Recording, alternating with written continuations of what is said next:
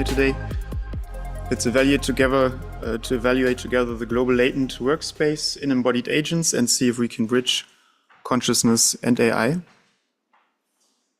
So I want to start with motivation. So why is conscious AI research important? So I think maybe somehow counterintuitively, first it's important for the well-being of biological systems. So why are we here, right? What are we doing here? Why are we doing science? Why are we doing philosophy? Because we want to create a better world.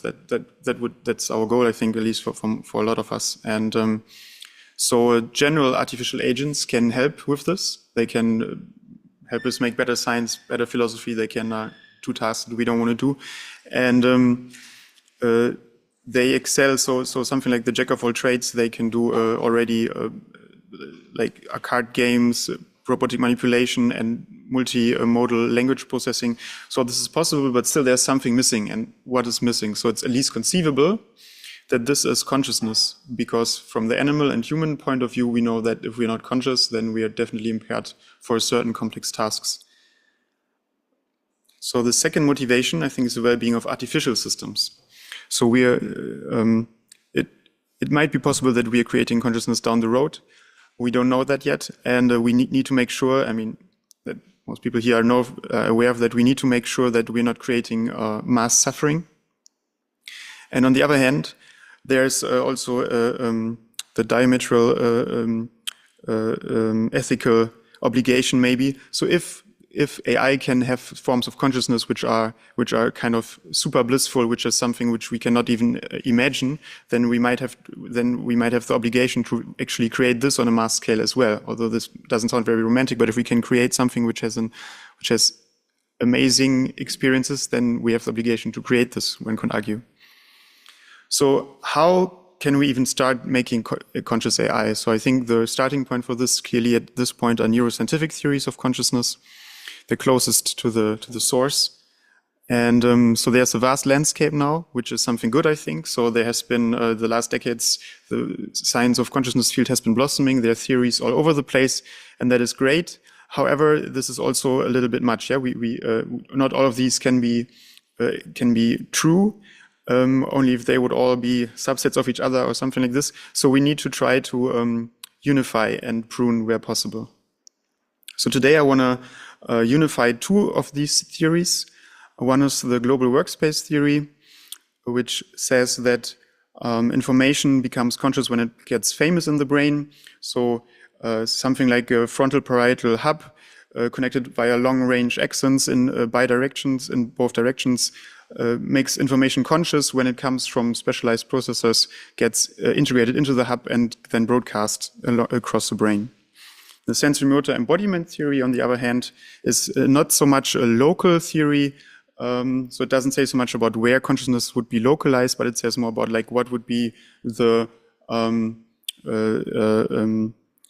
metaphysics, so to say, of consciousness. And this embodiment plays a role here in that they say, okay, it's actually about sensory-motor invariances.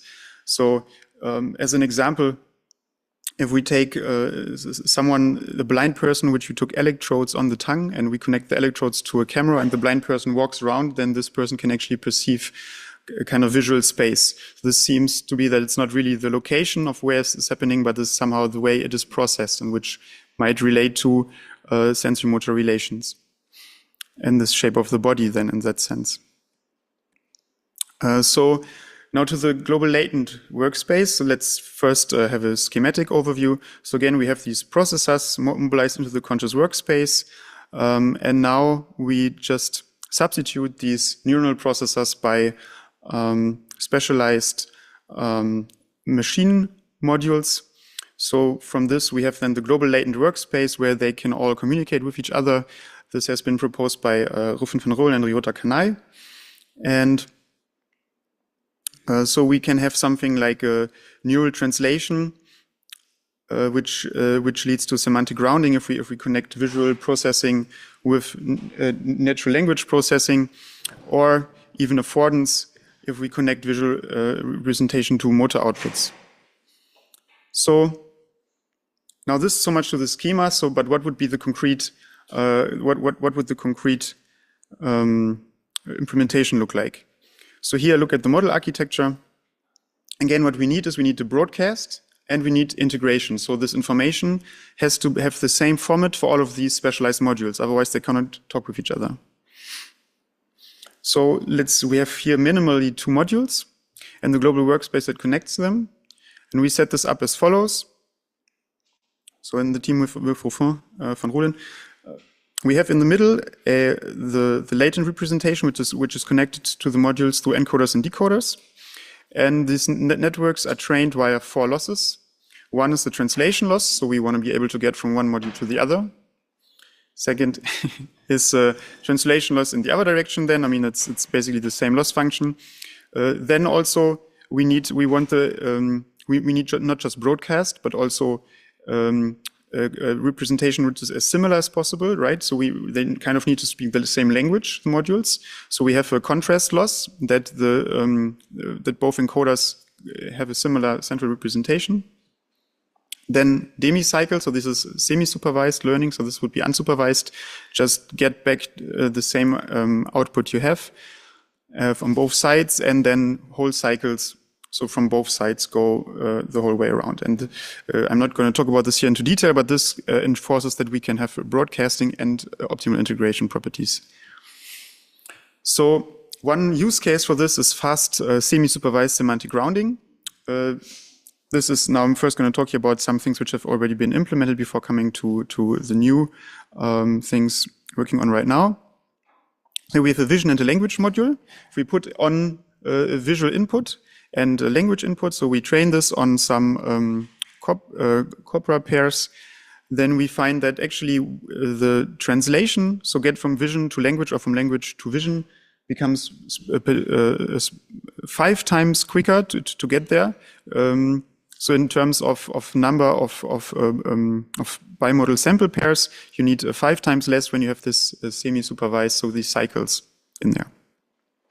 Then the global workspace shows cross-modal knowledge transfer. So what does it mean? We have a vision module and an attribute module. And if we take here the visual input, for example, some camera input, and the attributes of the position of a robot and the goal position, then we can, so first we train the global workspace again like before on the vision and attribute side. So then we freeze the workspace and then we train, for example, now we just take the vision input and we train the reinforcement learning policy to get us to the goal. And now if we just take in, if we use the attribute module, we find that we get the same, that the same policy will, so we have 0-shot cross-modal transfer. We just put in the attributes and we get the same policy. This is cross-modal knowledge transfer then. So then the second, so what I want to talk about most days is semantic grounding through affordances. So not just through language, but even through sensory motor embodiment. So first, what does this mean, affordance? So Gibson coined this term. It means by affordance something that refers to both the environment and the animal in a way that no existing term does. It implies a complementarity of the animal and the environment. So here, this really means what can I do with my body with this thing in front of me? It's not just the visual input, but it's also my bodily shape, which defines this. And so why can this be helpful? So we can have a clustering of sensory scenes. To see this, first, this has been shown for a standard reinforcement learning model. So this is trained in a kind of complex 3D jump and run environment where you have some simple puzzles and so on.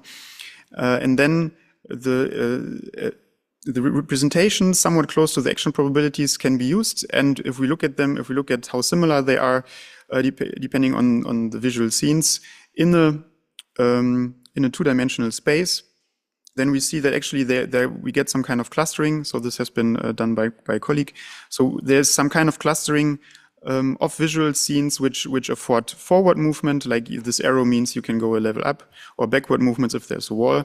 So there's some, so the visual scene is kind of clustering, and this clustering is kind of not only dependent on the visual lighting conditions or something like this. So how would these affordances look in the sensory motor global latent workspace? First, to find this out, so we do this in two steps. First, we train a reinforcement learning model, like before, the same structure. And we see, okay, in the beginning, I mean, yeah, just go a little bit how this looks like. So because I think it's interesting, it's kind of like sometimes I feel like, I want to help you. So it's kind of like this animal-like feeling. And then, yeah, so we're getting there at some point. And when we have the kind of, when we have the data of the visual input and the matching action output, we can use these and then train our global workspace with this data. So here we then use the motor latents. From the visual input, there's a variational autoencoder. So we have latents from both sides and train the global workspace with this. Now we can look at the affordances that we find. So we find that these are globally accessible. I mean, that's why we have this workspace, and they are locally structured. So what does it mean? It's for the vision module and the central global latent representation. For the vision module, the vision module is a variational autoencoder. We look at the latent representation here, and we see that if we color these data points related to if it's forward or backward movement, then there's not really any structure in there. However, after the training of the central of the global workspace, we see that the central latent representation really has well-structured differences, so which should make downstream processing easier. And the same also goes for the other action possibilities, like right slide, left slide get structured. These are conjunctive clusters, so you can go forward and left or backward and left and so on. And interestingly, if we look again at the shape of the clusters of this reinforcement learning agent, so we can say that from the visual to the reinforcement learning, there's some clustering, but especially so it seems that the global latent workspace structure really helps to focus these sensory motor clusters. And this is clustering process that it helps during this clustering process, which is then helpful for further downstream tasks. So some example scenes just to see that this is working. So we have, if we look at forward in the green part, these are visual scenes. We see that they're really quite different, but they all afford the same movement. And similarly for backward scenes. And just for the accuracy now of the global latent workspace, so how accurate is this? Is this for the motor affordances? Indeed, we see that. So if you look at the ground truth is discrete. So run forward would be 1, no run 0, and run backward -1, for example. And in the colored distributions here is the motor latent distribution. So the latent space is continuous, and we see that this is not too bad. Altogether like 80% accuracy. And interestingly, what I can only shortly talk about here is that we also have a visual generation prediction accuracy. So if we recall, here you can go from the visual side to the affordance side, but you can also go back from the motor latents to the visual side. So you can really generate or predict, how you want to call it, visual scenes. And there's quite some variance in the accuracy of this. This is still analysis in progress, but at least so the principle is working. And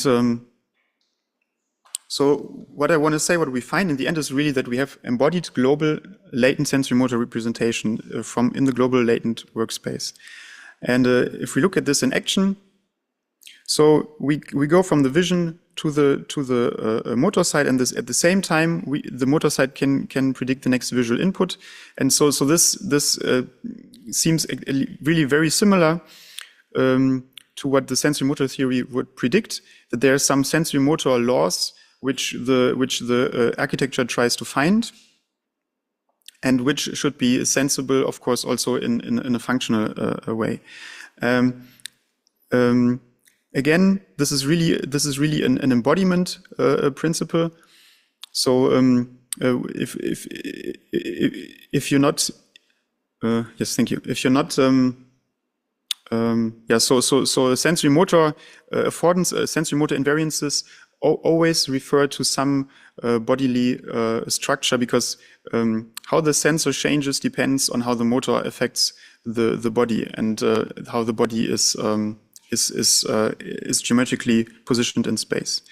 And so for this theory, there's a lot of experimental evidence. Here some interesting findings with mice, which have been reared in the dark, and then upon first finding a visual input, when the visual input is coupled to motor input versus non-coupled, so some random input, we find that the visual system is much worse processing, is much worse developing. So the recurrence here is quite strong, and nevertheless, there has been so one of the main critiques from the sensory motor theory is that, well, okay, I can be so it's possible that I cannot move, but I can still be conscious. So how does this work? And so what we find here is really that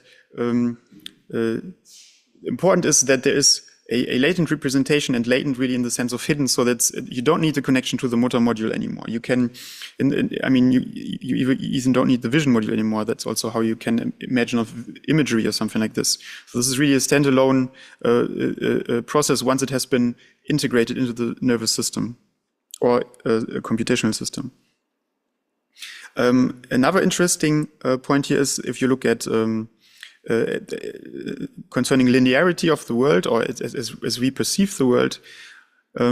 So something like a straight line, for example, retinal simulation versus cortical representation. So the cortical representation is highly nonlinear, and it has been shown for deep neural networks, for example, that if you have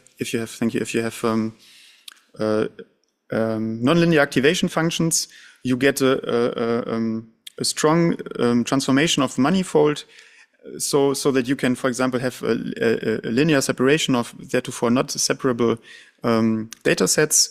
And this might be very important for us. And so this could relate to, so again, I want to stress this fact because it seems to be something like we seem to take this for granted, that, well, actually the world is kind of like a matrix multiplication and just like a linear representation.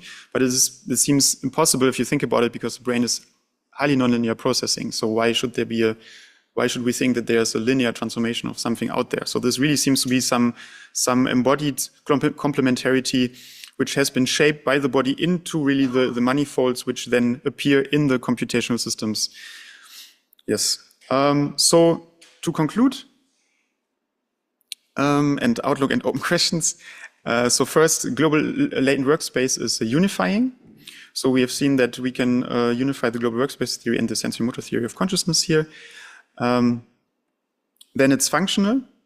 So affordances reduce the complexity of high-dimensional sensory space, and in a functional way.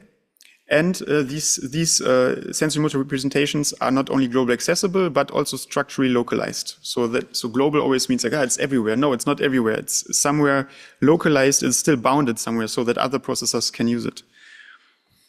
Then outlook for future work on this would be a combination of a reinforcement learning model and the global latent workspace model. As we recall now, we have trained them both separately, or used the reinforcement learning data to train the global latent workspace data.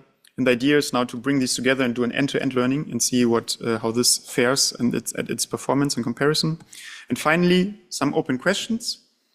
So what about codependence of sensory motor manifold learning, semantic understanding, and spatio-temporal reasoning? Spatio-temporal reasoning is still something which even vision language models and similar are not perfect at yet. Maybe sensory motor manifold grounding topology there can help in really having intelligence in this sense. Maybe this is important really to get intelligence off the ground. And finally, relating to consciousness. So if we have such an embodied global latent workspace, would this be enough for phenomenal spatial perception? So is the system conscious? And if not, then why not? Yes. And that's it.